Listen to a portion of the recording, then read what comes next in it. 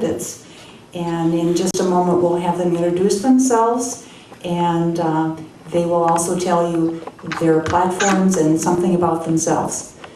I want to tell you that next month for Community Conversations, we're going to have the superintendent of the Menominee Schools come and talk to us about the state of public education.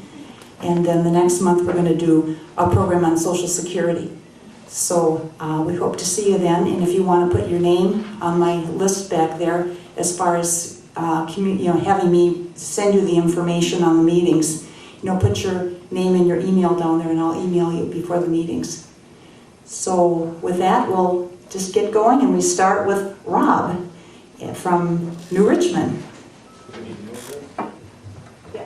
You'll need to move that back and forth between the two of you. You could take it off there if you need to.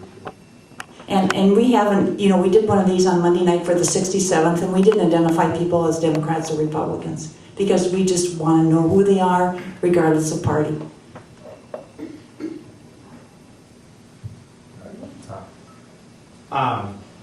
My name's Rob Staffschulte. I live up by New Richmond. I have a New Richmond address.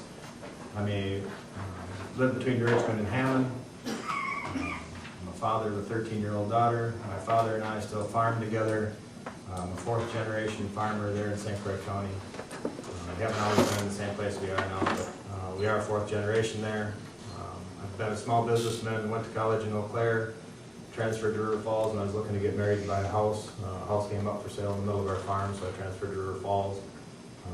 Got married there and started life there in Aaron Prairie Township, and I haven't made it out of there yet. So I tell people I made it a whole mile in life because I actually lived north of where I grew up, where my dad still lives. So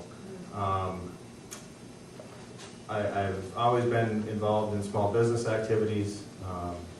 From a very young age, my dad and I had Scoops Delight salad dressing up in Prairie Farm, Wisconsin, and we slowly grew that, and I slowly took that over and built up that company until I sold it, and then I went into the loan origination business for writing home mortgage loans, and I was in that for 6 or 7 years, and then the real estate cloud kind of came, and I went back to just farming, and in that time I had purchased some rental properties, so I have, and I still do have, several residential rental properties around St. Croix County.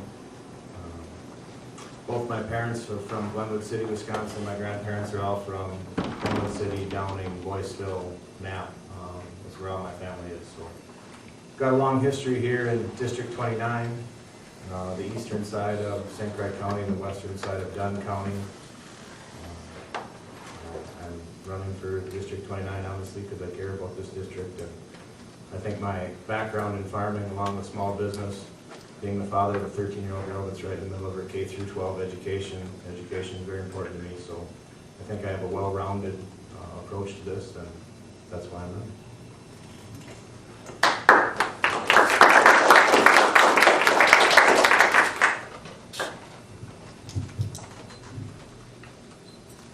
Yeah, you're too. I don't know if I need the microphone or not, maybe I do, but anyways, well, I'm Randy Knack, currently the City of Menominee Mayor, been reelected 4 times, born and raised just outside of town on a farm kid, milk cows, whatever, had bunny rabbits for years, had 500 in the barn after our cows left. That was an interesting scenario, but spent a lot of time on stage at the Mabel-Tainer growing up. I currently sing in a barbershop quartet called Chips. Assistant director of Barbershoppers in Northern Lights Chorus and Kofax, so you guys are all come on and sing with us if you get the opportunity. That's a really plug for the Barbershoppers. Spent a lot of time, donating time to the nursing homes and about. When I was 19, my father passed away of a heart attack, so not only did my brother and I take over the farm, but the business, and then also we owned the Tanglewood Golf Course, which is now Chico Valley Golf Course. So we had a lot of things going on at the same time. So I took over the advertising business, my brother took over the farm, and eventually my mother sold off her shares at the golf course.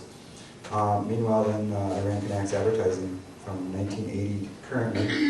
We went through a phase where we had 20 plus employees at one time, 2 secretaries, 2 artists, 2 screen prints, 13 salesmen, and chaos everywhere. But it was a good experience. We learned a lot. I spent some time taking some classes at the tech school and at Stout, but I didn't get the opportunity to actually get a full-blown education in higher education. I graduated Menominee High School and ran track and cross country and played basketball, and again spent some time on the stage at the Menominee High School. That's fun. I think education, our education system is pivotal. I mean, we need to take a look at it and we need to move it forward. The things I remember the most about high school were the good things. I had a great music instructor. She was so awesome, and that's something I could care about. You know, when it came to chemistry, well, maybe not so much. But if you can strike an interest in our kids, and whatever that is, and whatever balance that is, then I think we're moving everybody forward in a positive direction. Currently, I still run Knacks Advertising. I've been reelected 4 times as mayor of Menominee, Wisconsin. Our CHIPS quartet is still singing after 24 years of being in the same quartet. And I've got 2 grown children. My daughter Tiffany works at the healthcare center as a caregiver. My son Aaron is a super senior at UW-Madison. He just got an internship job at a computer software firm, Maverick, in Madison, and he's going to continue on to see where it takes him from here. My wife is a caregiver at Comforts of Home, right out of town here, a senior center, and it's kind of fun because I get to go there and volunteer my time entertaining some of the ladies or the people there at the senior center, and the other day I had a group of gals laughing a little bit too much, and well, you know, accidents happen, right? So I was warned that maybe I should, you know, be a little more gentle with some of the seniors.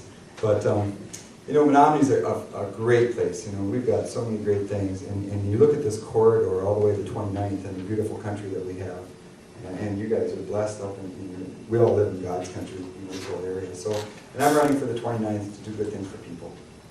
Basically, you know, that really sums it up. If we can do good things for others, then it really makes you feel good about doing something, you know, positive for everybody. So, you know, I'm totally available to answer questions. I don't always have the answer to the questions, but I'm willing to give it a shot. And the 29th district is my home, and I think I'd be willing to step it up and do good things for everybody. So that's my story. And who, I think you're next, right, Vince? Yes. Yeah, All right. so, sure. My name is Vince Trudell. I'm 39 years old. I live over in Hammond. I've been there my whole life. I was actually born in Baldwin, so I moved up, you know, kind of over to Hammond. But married my high school sweetheart, Rachel. We've been married for 14 years. I have 3 school-age kids. My son Brandon, he's 11. And then I have 2 daughters. Cadence is 7 years old, and Jillian's 5 years old. So I'm going to be with those guys or experience this whole school thing. They're all just into straight, you know, kindergarten to 6th grade right now. So that's going to be a big part of what I want to take care of as a representative of the 29th district.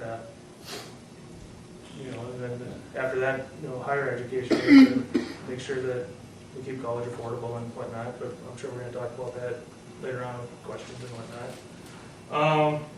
I graduated from St. Croix Central, class of '96, go Panthers.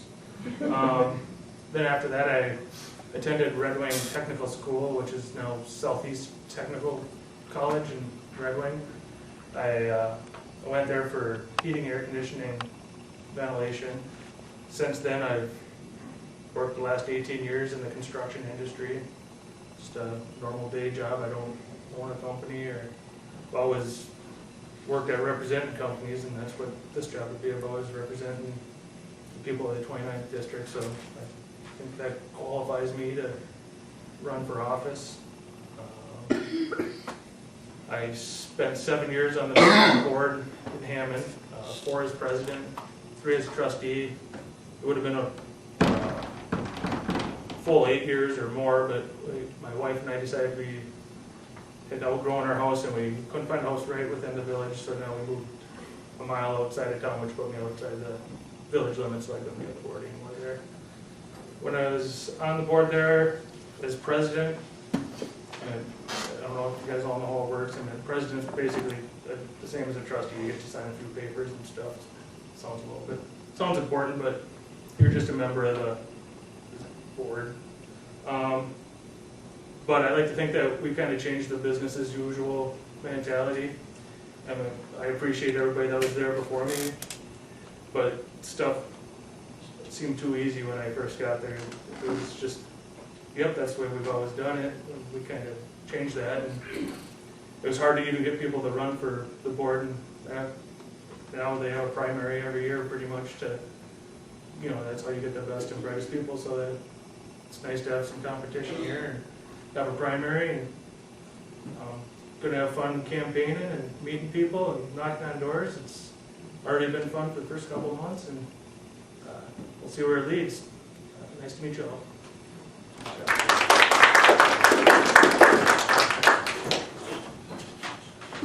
Good afternoon, everyone. I am Scotty Ard. I'm from New Richmond, Wisconsin, and I am a candidate for the 29th Assembly District. And I'd like to thank all of you for showing up today.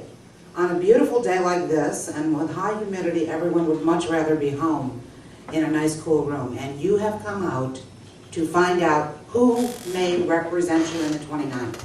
So, great applause to you for taking the time. I am a graduate of the University of Wisconsin system. I attended River Falls and then transferred to UW-Wisconsin Superior, where I studied in journalism, public relations, police administration, business administration, and law. I love to learn, and as we are in a library, I feel right at home. After graduating from UWS, I joined Wisconsin Public Radio, where I was the senior reporter. One of the great stories that I covered happened to be the train derailment in Superior, Wisconsin. This caused an evacuation of Superior and Duluth. The CDC was called in. It was crazy and scary as a particulate cloud floated over the bay, causing the evacuation of everyone. When the CDC arrived, they didn't know what it was, or they weren't telling. 17 hours later, as people were lining up to receive checks from Canadian Pacific Railroad, a check which would mean they would never be able to file a lawsuit if anything else happened. And mind you, this was in 1992, and we didn't have a whole lot of information about a lot of chemicals that were being transported. But fortunately, I was able to speak to someone from the CDC and broke that story, finding out that it was cyclopentadine in one of the containers. This is a carcinogenic. There are still families which are suffering 2 generations later the effects of being exposed to that cloud. Unfortunately, we didn't have state protections nor federal protections at that time. This is one of the reasons why I keep learning, because the more you know, the more you can address issues. I have also graduated from the College of St. Catherine with a technical medical in laboratory sciences.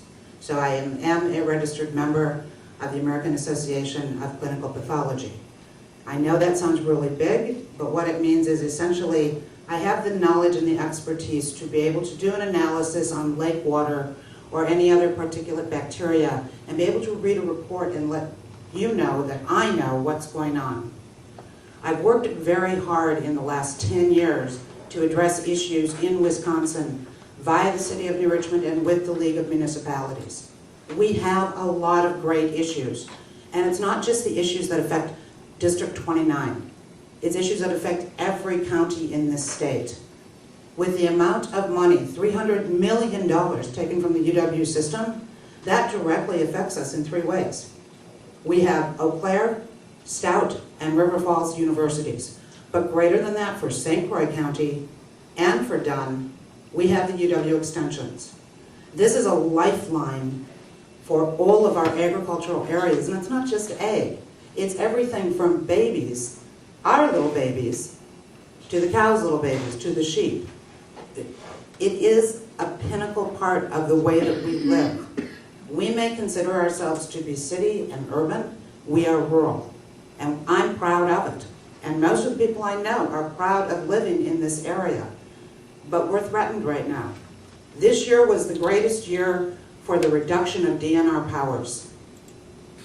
We need those resources. We need the knowledge that the staff of the DNR has to address issues. In Menominee, you have an issue with Lake Menominee that has not been addressed. We are trying to protect our watersheds and our aquifers from high-capacity wells, from CFAOs, contained feeding animal operations. We do not have the legislative language at this time to give us those protections. If you look at CFAOs in Europe, you will see that the regulations are extraordinarily strict. When you walk into a turkey barn in Ireland, you don't smell turkey. When you drive down County Road A into Richmond, you smell turkey immediately because we're not held to the same standard. Our environment, our educational system, the very means by which we make our daily wage have all been attacked. They have been disabled, and it is time to return to empowering the people, empowering our way of life, the ability to receive an education and be able to pay for it, and the ability to walk to a park, to a lake, or drink from a stream and not be afraid of the toxins that may be contained in there or the environments that may be dying. Thank you very much.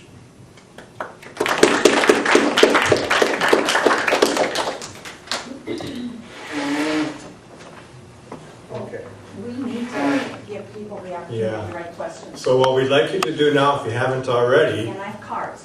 yeah, is pick up a card. If you don't have one, you can get one back there. And write down your question. We're going to draw questions. We do have some. Get my glasses on. I hope you were all wrote legibly. Yeah.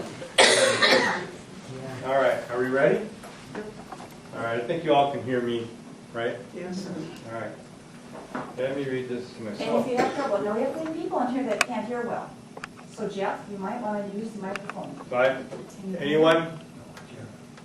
You all can hear? We got one. If you go to the I'm just microphone blending here. atmosphere, I can't. Here, you might And want you to- do such a good job of that, Jim. All right, all right. Can you hear from the microphone? Well, I can read it just because sometimes I feel like I need to edit them. This one I won't need to do that. How do you feel? We're going to start with Scotty Art on this end. All right, so Scotty, how do you feel about the state government taking away local control from our cities, villages, townships, and counties? And if you support local control, what would you do if elected to the state legislature? Ladies and gentlemen, we all know that local control is extraordinarily important. I'll give you an example from New Richmond. When Business 64 was reconstructed, the city had very little to say about it, very little input.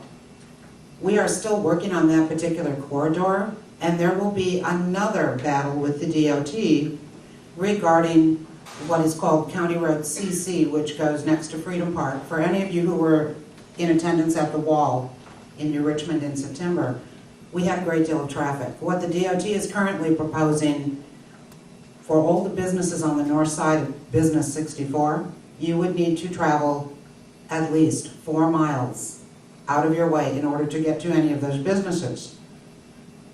A plan has been proposed by the city of New Richmond which would totally do away with any of having to go out and travel the cornfields and come back in and put on at least 7 miles. This is part of local control, but the other issue we look at with local control is with our school districts and the funding of those districts and the funding per student calculation and how that is arrived at and whether or not we need to expand schools or where the district boundaries go. And if you are a community similar to New Richmond and Hudson and several others, the problem that happens is that we have what are known as islands.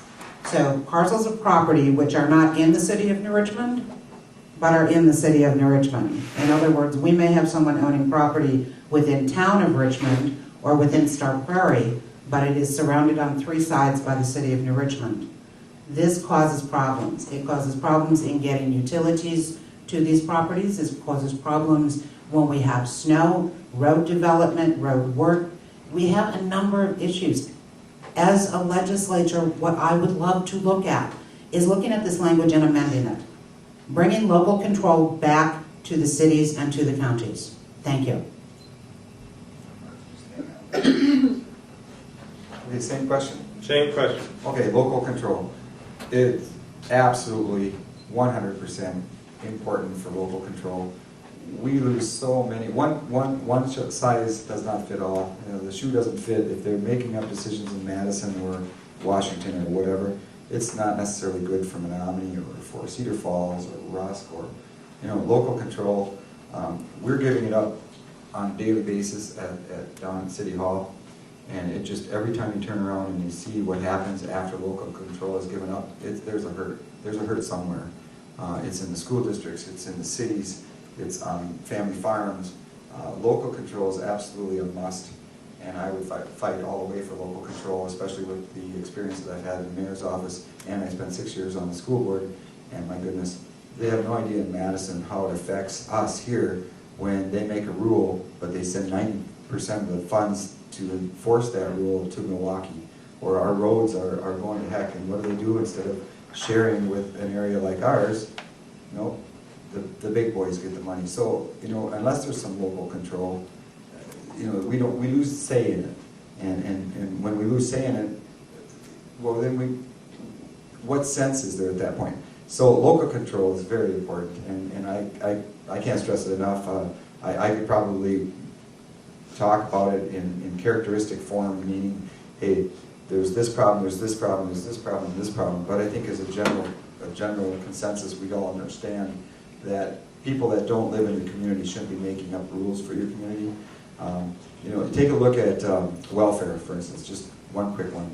Welfare. What would happen if it came back to local control where the townships divvied out welfare and had some teeth to it, saying, hey, you know what, for 20 hours a week painting fire hydrants or cleaning ditches or whatever, we'll help your family. But instead, we've got people taking advantage of it because we don't have local control over that issue. So, I got the red board, so boy, that time goes fast. Local control is definitely important. Take this one. Pleasure going third, you know, well, local control is important, just like Randy and Scotty said. The 7 years I spent on the village board, it seemed like the decisions we got to make were, you weren't really making them. The state would tell you, you got to do this, and you vote to do that, basically. It's big with the roads. I mean, you get told that you have to have a levy limit if you want to keep up with your infrastructure projects within a town. You don't get to decide. You have to put it for a referendum, which is a really fair way to do stuff. But you know, it'd just be nice if like Randy said, if what they say in Madison doesn't go on this side of the state so much. It's, you know, Milwaukee's totally different for education and roads. You know, you build a road around here, you're building it to support a tractor. You build it down there, there's more cars and whatnot. It's they kind of said it all. But yeah, I'd support local control, and in Madison, I'd be willing to work with everybody down there because I imagine they get the same message. I mean, I would definitely not be for losing any more control. So, thank you. So I'm a local township guy, and I think by definition, local control, as it trickles down from state to county to municipalities to townships, township control is very, very important. And I think it's interesting that it's probably one of the few topics you're going to see that all four of us completely agree. I'm a township guy, and 25 years ago our township decided to elect itself into ag-exclusive zoning with a 20-year sunset on that program. Now there was tax advantages for that, and that's the reason they did it at the time. But when it came time to get out of that program, the state mandated that there was no longer an expiration date. And so at that time, that is why I became involved in the township. I got on our local township planning commission. I worked with Smart Growth and the comprehensive plan for our township. And I just think that a lot of times people on a higher level think, like they said, that they know what's good for your local area, but that's not always true. People that live where they live know what's best for that area oftentimes better than people that are far removed from there. And we see that even on a township level with the city of Richmond growing at a fast pace over the last 10 years. They have what's called an ETZ zone, which is extraterritorial zone, and that pushes out into our rural township, and it affects the way we live and our lives in our township, which is, our township's 300 to 400 people probably, I would say 90% agriculture, and now all of a sudden part of our land and part of our farmland and the way we do things in our own neighborhood is a little bit dictated by the city of Richmond. And I understand that the city of Richmond and the things that they have going there are a little bit dictated by the county, and that goes uphill to the state. Local control is a key aspect of western Wisconsin for me, so local control is very, very important to me. All right, hang on to that, Rob. You're next. Okay. We're going to start there. This next question is, in recent years, our DNR has been reduced and almost, in a sense, being dismantled by reducing its employees and particularly its scientists. So our question is, and that's part of what was written here, our question is, do you support what's happening with the DNR, and or what would you propose to protect our public's right to clean water and clean air? Well, the DNR in a whole is a humongous department within our state. So to just say that it's been greatly reduced, it depends on your measure of that, if you just purely measure in dollars or what you measure in. I guess my take is that it seems a bit complicated to me that someone that's measuring the air pollution coming out of a factory is the same guy that's checking my daughter's fishing license. And there needs to be some sort of checks and balances in that system so that with a budget as big as the Wisconsin DNR's budget, we have some accountability for where those dollars get spent. And as an agriculture, farming kind of guy, I'm a huge hunter, fisherman. I just generally like Mother Nature and I like the outdoors. Having clean water, having places to recreate, whether you're a hunter, fisherman, hiker, bicycler, it doesn't matter to me what it is, but having natural settings in our community is very, very important to me. So I think there's some work to do there as far as preserving those things, but I also think that we should take a look at possibly departmentalizing the DNR into trying to figure out where this massive institution, all the money goes on a biannual budget basis. All right, the DNR. Well, I haven't really had too much experience with dealing with the DNR. The couple I did was when I was on the village board in Hammond. They, like 20 years ago, back when I was just graduating high school, they told the village of Hammond that we had to build a new sewer plant. You know, or we'd have to build a new sewer plant basically the day after we put one in with the lagoons and whatnot. So, fast forward 2005, I just get on the board and the village had built their new sewer plant. And it seems like they may be a bit understaffed because they went over all the records and said, yep, that's the sewer plant you need in the village of Hammond. Well, 3 years after that, we roll down the road and our sewer plant doesn't work for our area. We used to have lagoons and they worked. It was just north that we would always filter our water that way. They told us we went to this pond, a different sort of pond system where we dump the effluent and it's supposed to sink back down in the ground and filter itself. Well, it didn't work, and now it's costing the village of Hammond not millions of dollars, hundreds of thousands of dollars. They're in litigation with the engineering firm that the DNR helped approve it with. So I would say that, like Rob says, you can't be the same guy that's checking your fishing license telling you that you can build a sewer plant. It's got to be separated. Maybe the DNR should be more of a county by county type thing or something. I'm not an expert, but I'd be willing to listen to any ideas that anybody has, because that's where the best ideas come from, or just talking to normal people.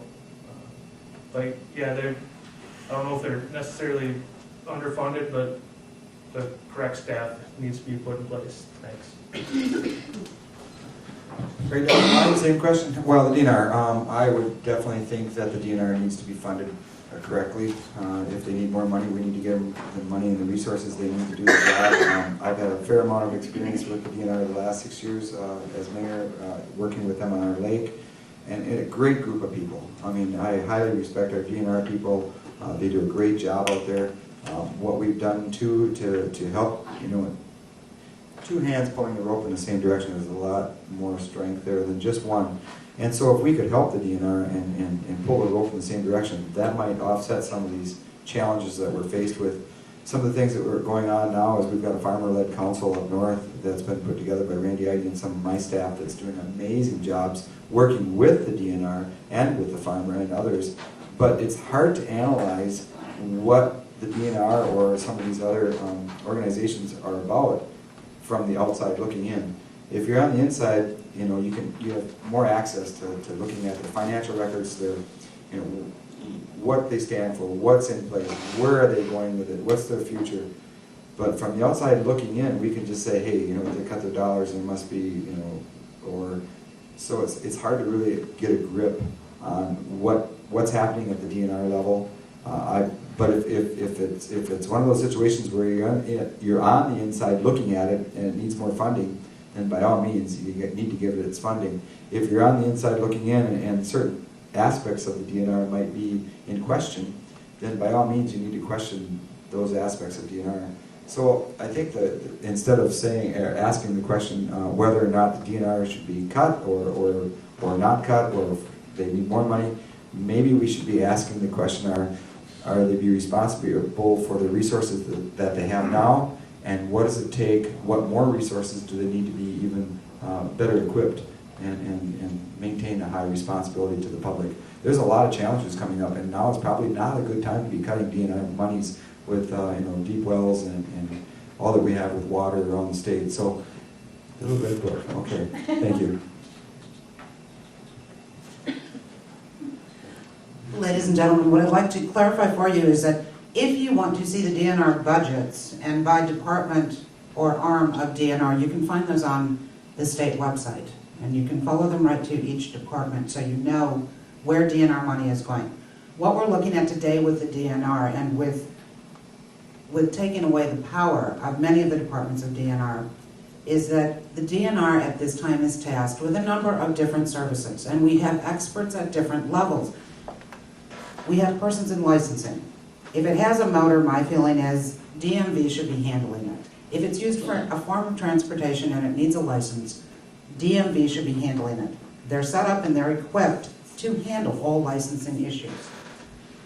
But when we look at what does DNR do, DNR does everything from public education to state park education to oversight of state parks, of our trails, of our waters, of our streams, of our biological environments, of our aviary environments, of the counts of the wolf, bear, and deer herds, which are in Wisconsin. Every animal that we currently have taking residence in Wisconsin has a number count within the DNR, so that we know where we're standing and where they are. Are their environments in danger? Is this an animal which we need to protect? We have tremendous environmental federal protections. We have few DNR staff who are A, empowered, or B, have the resources or staff to enact those protections. We need to, yes, I will agree, look at the DNR. How can we make it more effective and efficient? How can we empower these men and women who take the environment so seriously that this is their lifelong career? We all need to take a part in this. We all need to be a part of it. This is our environment, and everything within it touches us. Thank you. We're going to start with you, Scotty, so hang on to that. Okay. Go the other direction. Oh, gotta get my glasses on. I do know this question is good. I'm going to have to edit this a little bit, but this is education in schools. So there are many who feel that and possibly correct that there is a lot of money being sent to charter schools and voucher schools, and that the money that those schools are getting per student is now exceeding the amount of money per student going to our public schools. The question is, beyond that, is how do you feel that it's appropriate that our public school money goes to charter schools and voucher schools, and particularly beyond that, should they get more per student than what our public schools are getting? We have a strong history of public education in this state and this country. I did attend a private school during elementary and middle school, and I attended that private school on a religious basis. But my parents paid every single cent of that tuition. And my parents were public educators. So my feeling is that until we take money and invest in our public education, we have no business investing in private education, in a voucher program. If you choose to homeschool, more power to you. My nieces and nephews are homeschooled, and they have been extraordinarily successful. My feeling is that that success comes because we have not enriched and invested in public education. We are not meeting the needs of the greater amount of students who are seeking education. We have had students fall off the radar literally because we have classrooms that have 35 to 40 students in them, when the ratio should be 1 teacher to 15, possibly 20, depending on the class. I'm completely against voucher programs or any investment outside of the public education system, because this serves our communities, and it serves our higher education, and it serves the futures of every student. Yes, do we need to do some revamping? Absolutely. But investment is our first course.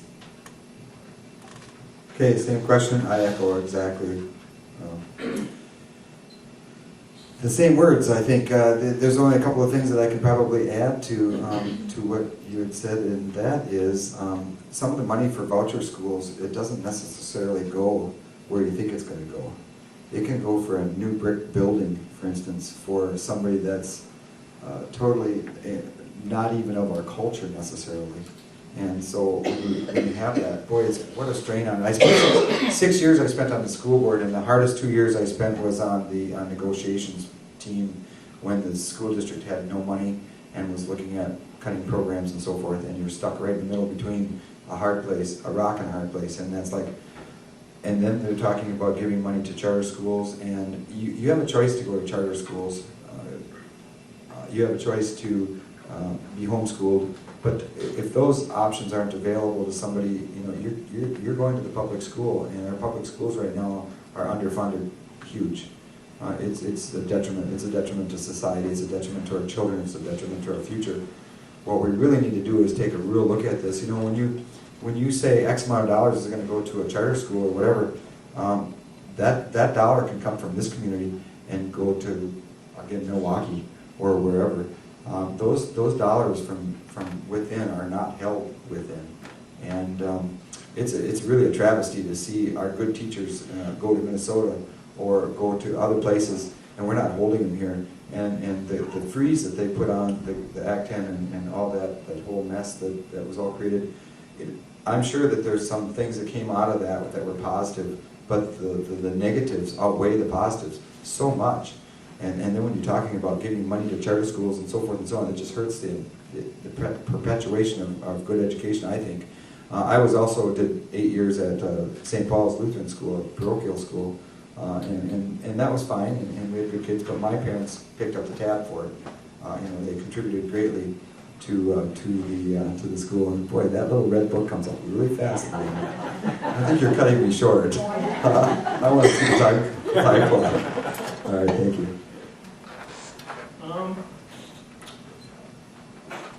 My view on schools is, you know, my kids go to public school, so I love our public school. I mean, we just had a referendum last year. I voted on yes for both of them because they want to do great things. You know, they want to add to the STEM programs.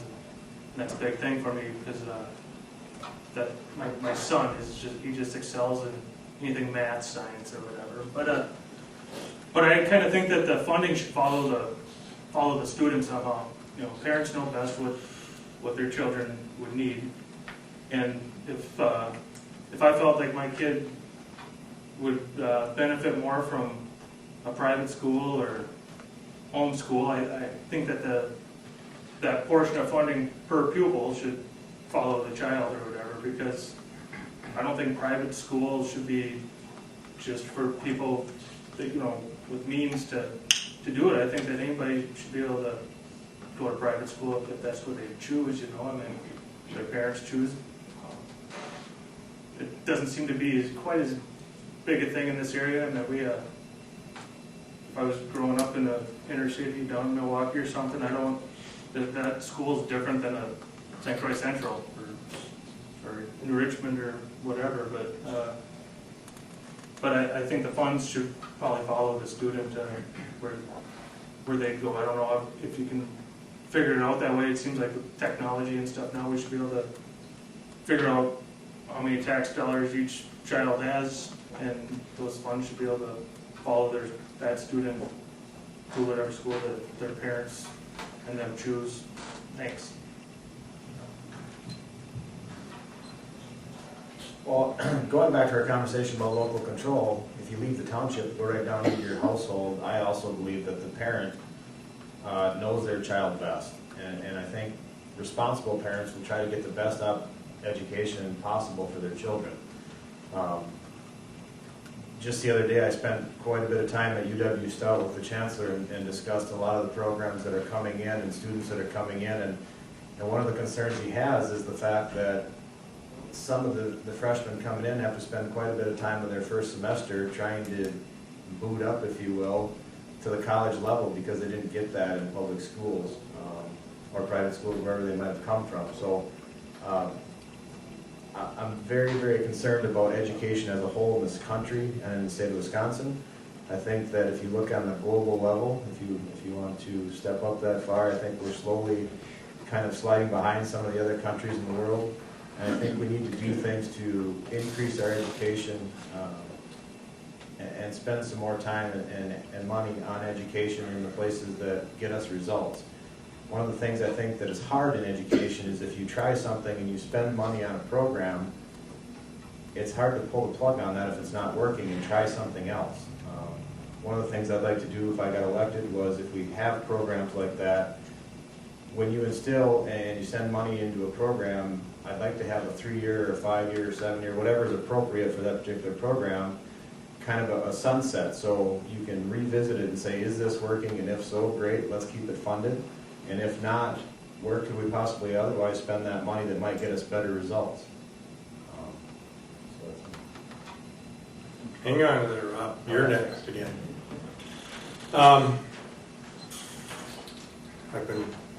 For several minutes I've been looking at this question, trying to figure out the best way to ask it. So this is not necessarily something new, but the legislature oftentimes, and the governor's office oftentimes, works behind closed doors without enough input. This is at least certainly the impression a lot of people get. So what we would like to get from all of you is your opinion on that sort of secretive process, and whether or not you have any solutions or thoughts about how a bill should be passed and deliberated. And particularly, I would say it happens more often than not. If whoever's elected here is going to experience this right away, the first thing is the budget process. And in the budget process, oftentimes things will be added to the budget late at night without public input. And so I think everyone wants to hear, what do you think about that process, and what would you do as a legislator to try to change that? Well, I think as a candidate that has never been in the state legislature, all 4 of us have never been there, I think it's hard to know exactly. Obviously, Jeff's got the advantage there. what happens in that kind of situation. So I think it's hard to give you a truthful comment on what I would do to block it or help it or what those things are. But I also believe that, you know, if I was elected, I would have an open door policy. I try to listen to everyone, even people that I don't necessarily always agree with, or when we part ways, I don't always agree with them, or they may not agree with me, but I would give you my word that I would at least listen to the other side and see what people think. When it comes to passing things in the middle of the night, you know, as we all know, we all kind of raise our eyebrows at that because we don't know what it is, we don't know what it's about. People that are there know what's in there, at least we hope they know what's in there, but it's a complicated problem. And then at the other time, those folks are getting a lot of pressure to get something done, so at the same time, some of those things get put in there because they're trying to get something done. So as a person that has never been there, it's hard for me to comment on specific instances where something got put in or what an exact issue was that got put in that maybe shouldn't have, but I think public input and public control is very instrumental to what we have going here.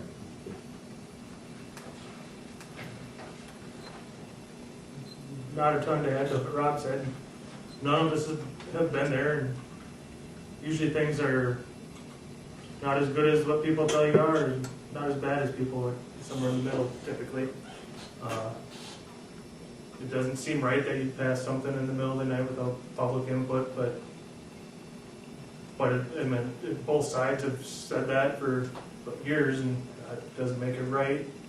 Our federal government, they don't really lead by example either. I mean, they've passed major pieces of legislation adding things overnight. But yeah, if not having been there, I don't know what I could do as a person, because if they, or as your representative, because if I don't show up to a meeting that's at 1 in the morning, I'm not doing a very good job representing the people of the 29th district either. I wouldn't be the guy probably in control of setting meetings, not right away anyways, you know, I mean, you work your way up through the thing, through the legislature, and your roles might change, but if I were king, I would make everything during the day, I guess. I don't have a lot of control over how that would be said, but whenever they're meeting, I'm gonna be there. I wouldn't miss a vote. I wouldn't drive to Rockford, Illinois, and avoid a vote. I'd always be there, no matter what side I was on of a particular subject. So that's where I'd be as representative. Okay, well, I agree with Rob and Vince, and I did have the experience 12 years ago on my first initiative on the school board.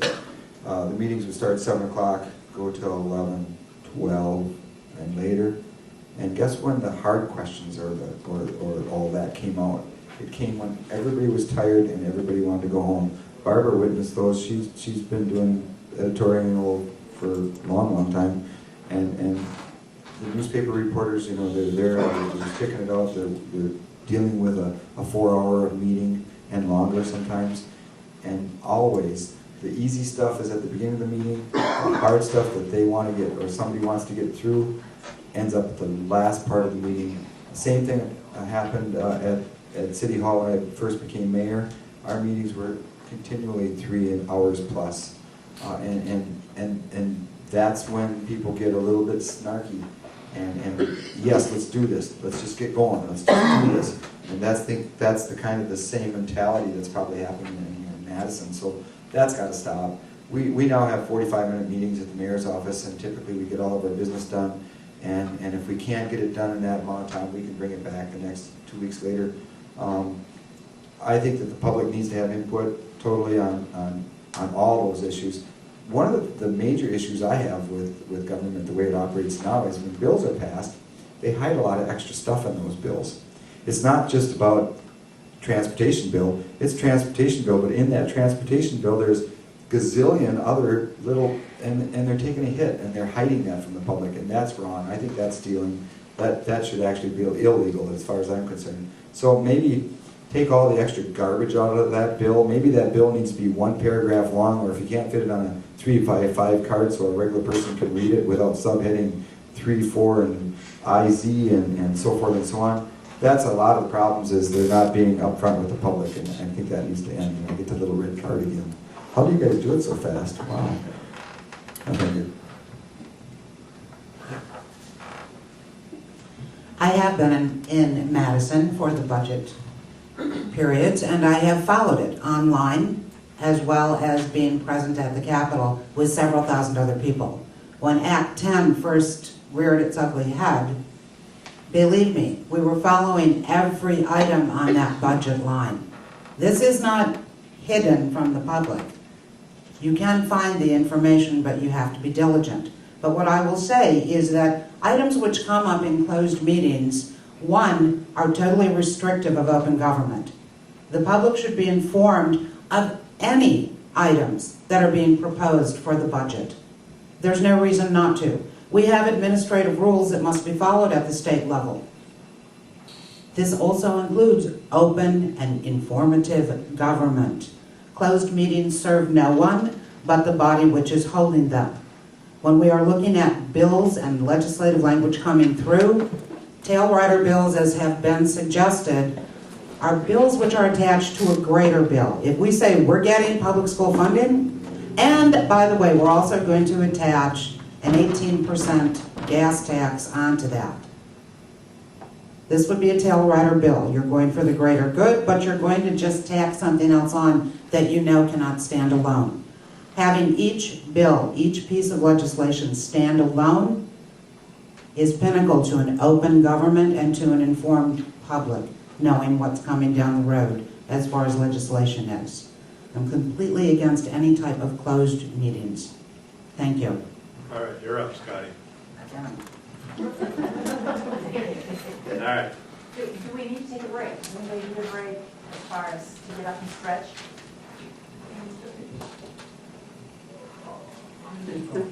All right. Are we gonna take a 5-minute break? Sure. Yeah.